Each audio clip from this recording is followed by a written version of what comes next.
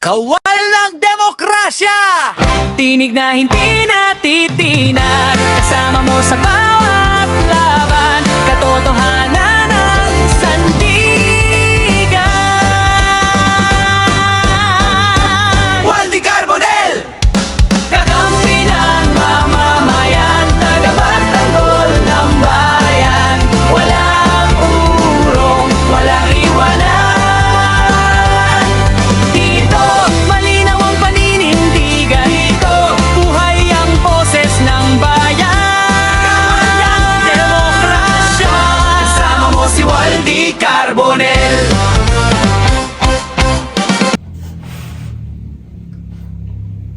Allahu Akbar. Bismillahirrahmanirrahim. Alhamdulillah Rabbil Alamin. Isang mapagpalayang araw po sa atin lahat mga kaibigan. Ito po ang kawal ng demokrasya, Waldy Carbonell. Nandito po tayo ngayon sa gitna ng usapin ng impeachment. At atin pong pananaw, at ito po ang ating pong paninindigan, ay normally, sa normal na pagkakataon, ang impeachment ay pagkakataon na ng isang nasasakdal upang ituwid ang mga kamalian na inaakala niyang nangyayari sa kanya o ginagawa sa kanya. Sabi nga ni Sara Duterte, kaya lamang siya dinidemanda ay upang sa ganon siya ay huwag manalo sa 2028 presidential election. Sang-ayon kay Robin Padilla, ang pinakamaganda raw nangyari sa atin ay ang pamunuan ng mga Duterte at yung pagbabalak ni Sara Duterte na maging Pangulo ng Republika ng Pilipinas ay pagpapakita lamang ng kanyang pagmamahal sapagkat nais niyang ituloy ang magandang pamamahala pagkapangulo ng kanyang amang si Rodrigo Roa Duterte. Kaya lamang may dinagdag pa itong si Robin Padilla. Sabi niya, pagkatapos ni Sara, para mapagpatuloy pa at huwag mahihinto ang pag-unlad ng Pilipinas, dapat ang magiging Pangulo ay si Baste. Hindi ko alam kung tayo po ay niluloko, tayo ay inalipusta, tayo ay ininsulto ni Robin Padilla, pero yan po nangyayari. Ang bugok na ito, at baya po ninyong sabihin ko ang aking pananaw sa kanya, si Robin Padilla, senador ng Republika ng Pilipinas, ang pinaka-estupidong senador. Mabuti pa si Lito Lapid, sapagkat hindi nahalata na siya ay stupido, walang kibo. Ika nga doon sa English nung araw, nung kami mga estudyante pa. Keep your mouth shut and let the people think you're a fool, then open it and remove all doubts. Sa Tagalog, itikom mo na lang ang iyong bibig at baya mong pag-isipan ng mga tao na ikaw ay isang hangal kaysa ikaw ay magbukas ng bibig mo at mawawala na ang duda kung ikaw ay hangal o hindi. Ang sasabihin ko po, sa pagbubukas ng bibig ni Robin Padilla, anytime sa loob at labas ng Kongreso, siya ay isang sertipikadong estupido, idiotic, bugok, moronic, nikumpo. Ayan mga kaibigan. Ngayon, ito pong usapin ni Sara Duterte. Abay, magtulong-tulong po tayo na kumbinsin siya na ito ay sangayon sa konstitusyon at ito ay hindi paghuhusga kundi pagbibigay sa iyo ng pagkakataon na ipaliwanag mo. Hindi lahat ng akusasyon tungkol sa pagnanakaw mo sa kaban ng bayan ay political issue. Hindi po.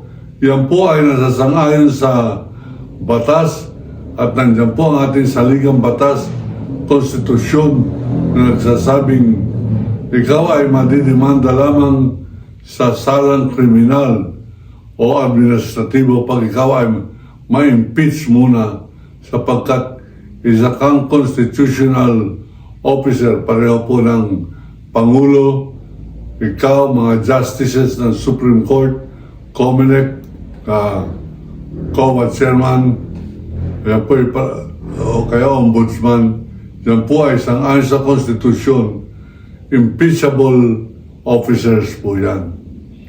Ngayon, sapagkat si Sara Duterte ay binoto ninyo bilang Vice President, meron po siyang parang galang sa mga demanda na siya ay hindi pwedeng i-demanda sapagkat siya ay maaari lamang i-demanda pag siya ay na-impeach na. Ano po yung ibig sabihin ng impeachment? Yan ay bibigay ng paghusga ng Senado kung siya ay liable sa mga demanda sa kanya. Ano mga demanda sa kanya?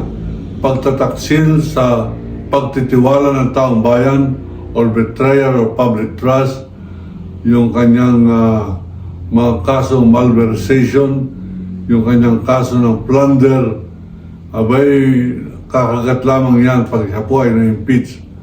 At dapat lahat ng abogado na gusto magtanggol kay Sara Duterte, dapat kumbinsin siya na harapin mo yan at nandito naman kami, ipagtatanggol ka namin.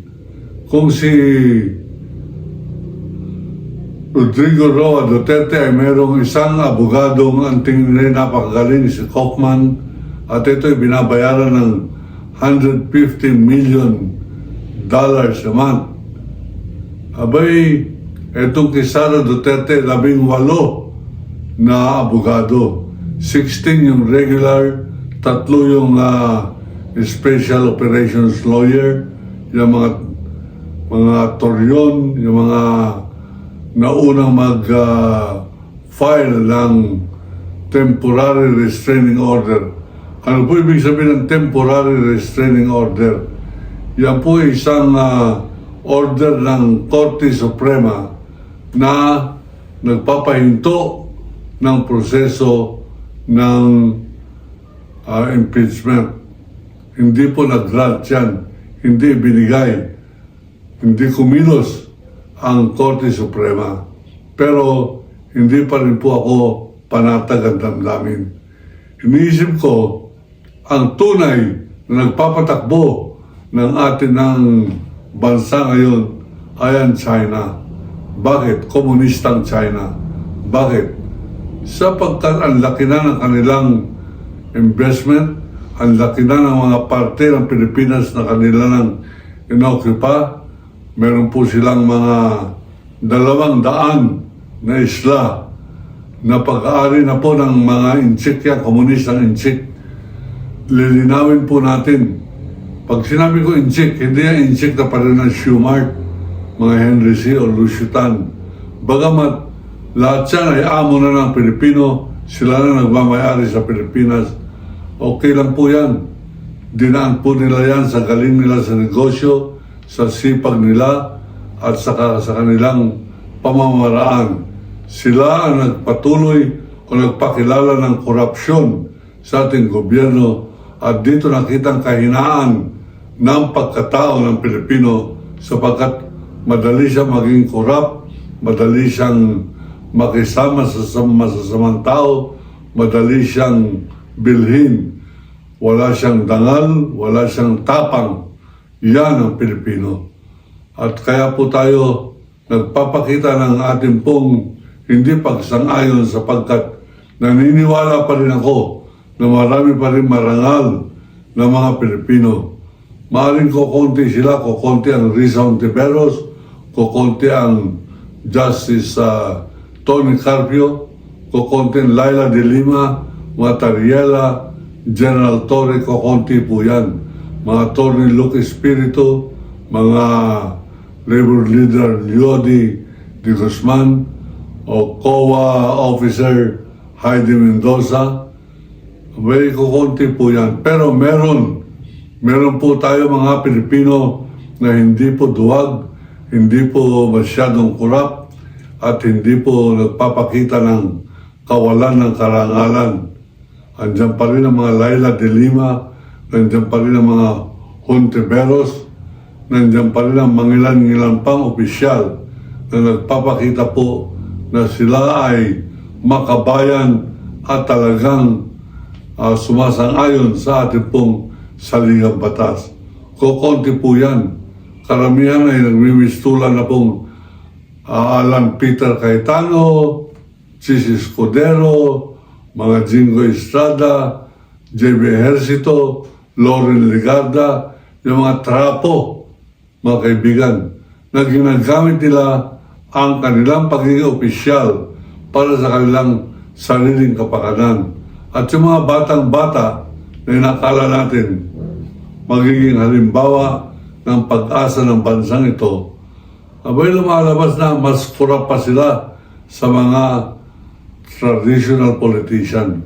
Nandiyan ang mga nakakadiring Barsaga, Leviste, at kung sino pa. Hindi na masyadong bata yan si Marcoleta, pero yan mga Cardema, Marcoleta, masasamang lasa ng pagkatao, mga kaibigan.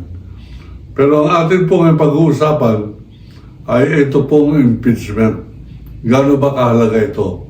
Napakahalaga po nito sapagkat dito ipapakita ng Pilipino na meron siyang dangal, meron siyang paninindigan at lahat ng kakampi diyan po sa pagsabotahe na huwag matuloy ang impeachment ni Sara Duterte ay mga tulisan, mga hindi sumasang-ayon sa saligang batas at nagnanais na pagpatuloy ng mga Duterte ang kultura ng plunder, pandarambong, kultura ng pamamatay tao, kultura ng mga gawaing mga masasama, pareho ng hinasik ng mga Duterte sa tulong ng magkamang Rodrigo Roa Duwag Duterte at Vice President Sara Bobo, napaka-bobo Duterte.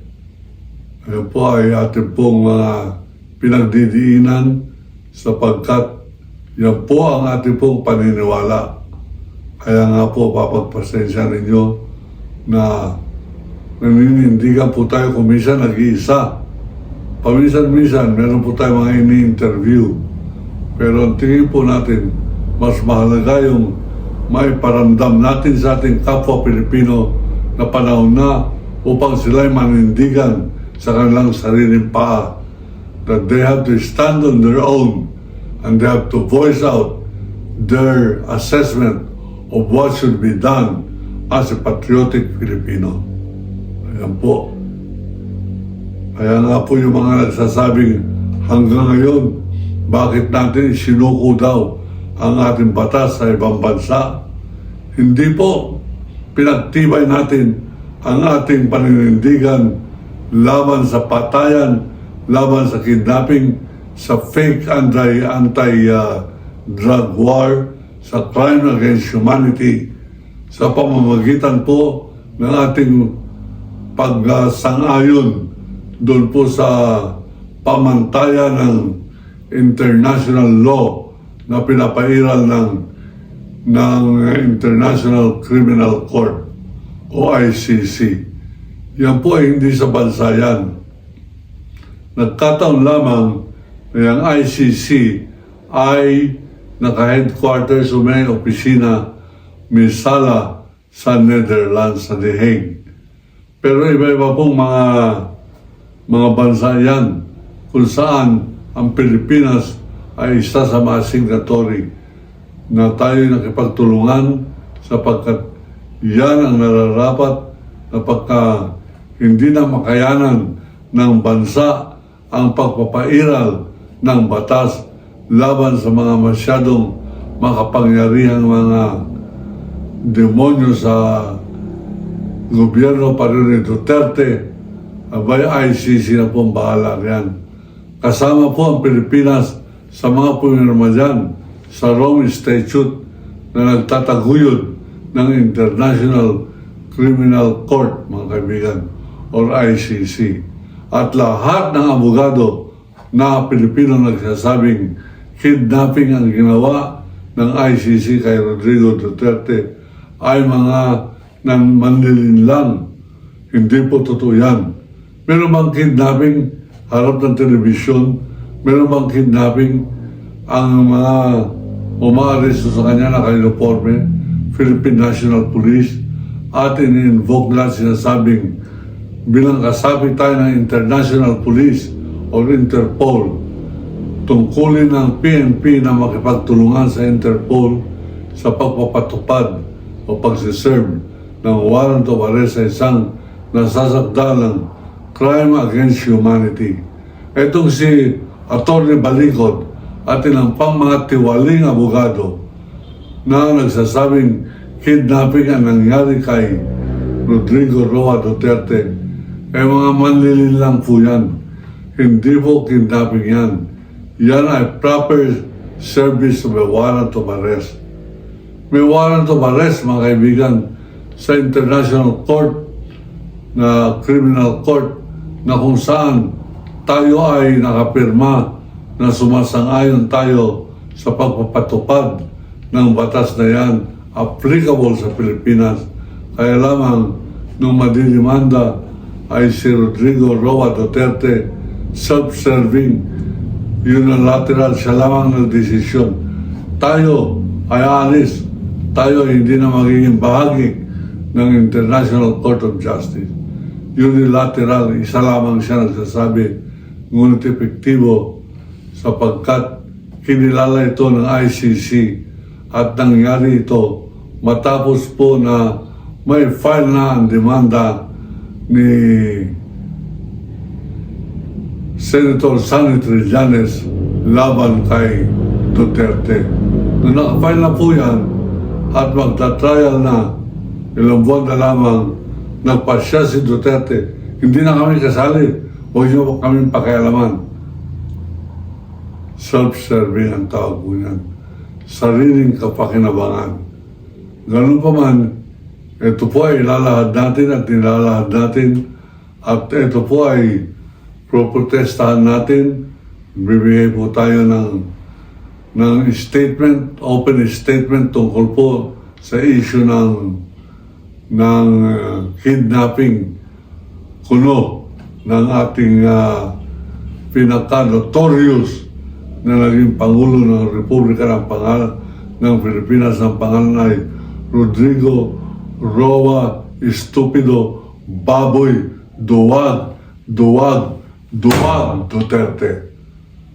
Ako po si Waldy Carbonell, nagsasabing iniibig ko ang Pilipinas. China, layas!